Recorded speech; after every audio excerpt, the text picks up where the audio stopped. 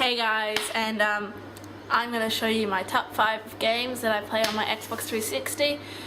These are games that I've played for ages and ages and ages and ages, and just find that they keep making me think, and I can always go back and play them again because they're interesting. Coming in at number 5 on my list is the Sega Drive Ultimate Collection. 40 plus games from the original Sega, from way back when. I think it was like 1980, 1990 when it came out. Has games like Sonic the Hedgehog 1, 2 and 3, Streets of Rage 1, 2 and 3, Echo the Dolphin, Golden Axe, Sonic and Knuckles, Altered Beast. 40 old school classic games that, seriously, back when I was playing these games originally, I couldn't even play them on Sega, and now it's still a struggle to get past them. I would sit here for ages and just it's a fantastic game though if you can actually get it, because it took me 5 months to find this. I mean, every time I went in somewhere they always had it, but it was pre-order or order in now, or we didn't actually have any in stock or things like that. So I eventually found it pre-owned, and I didn't care that it was pre-owned and I wanted to get it, so I got it. So that's why it's my number 5, because it has so many different games on it and it's worth the money that you pay for it. So 5 out of 5 for this one. My number 4 game would have to be Viva Pinata, the very first game I ever played on Xbox 360, and I still play it now.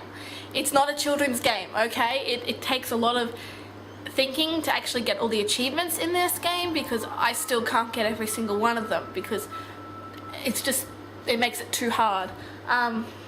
It's a fantastic game. The second one, didn't really like it because it was exactly like the first one, only with challenges, so it didn't seem like it was challenging me as much as it was in the first one. It just had these silly little challenges that you had to send whatever. But I liked this one because it was new and it was the first game I played, and I still play it now on days when I'll just come home and chillax and just want something fun to do. So Viva Pinata, 5 out of 5. My top 3 game is Red Dead Redemption. My brother actually told me about this one because of the because he knew that I liked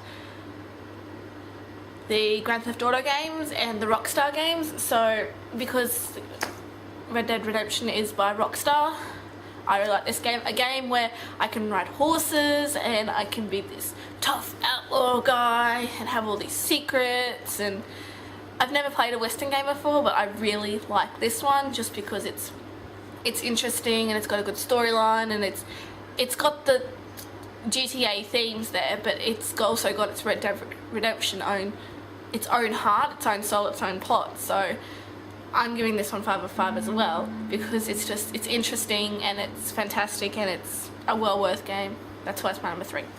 My number 2 game is Civilization Revolution. I hated Civilization, the board game. Hated it. Hated the PC version because it was too stuck up and stuffy and just too hard. Loved this version because it was just laid back, it was fun, it was enjoyable, there was no stress behind it. You didn't have to sit there for hours on end working out how to play the game. It taught you how to play a game. It had a really good tutorial. That's why I really liked it. It's an interesting game because, like, it has you taking over the world, things like that with Civilization, but it's also, you know, it's got all those little technologies that take ages and ages and ages, and instead of waiting 96 turns, you flick, flick, flick, flick, flick, you don't have to wait that whole time for it to flick over. So that's why it's my number 2, and of course it's 5 out of 5. Number 1 game. First game I didn't really like as much as I like this one. When it came out, I was just like, fantastic. I mean, you get all these new things, and there's these new characters, and it's fantastic and it's wonderful, and it's Fable II. The first one didn't really draw me in because it seemed too focused on the child part of it, not the adult part.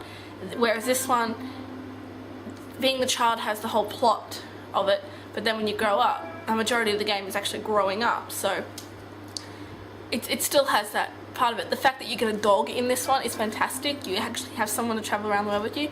I can't be evil in the Fable games. I just can't do it because I just feel horrible when it happens. I can sit here for ages and just play it and be good, and then if I kick a chicken, I feel evil. I feel bad, and it's like I have to get my karma back because I just feel so bad. So that's why Fable 2 is my top game for Xbox 360. Who knows, it'll probably be Fable 3 when Fable 3 comes out, but I do have so many more games. It's just these are the ones that I play the most at the moment, and they're my top games that I enjoy. So whatever your top games are, your top 5, let me know in the comments below because I want to know. And make sure you hit that subscribe button. It'll make me feel so much happier if I have subscribers. Okay guys, just let me know about your top 5 and subscribe. See you in the next video.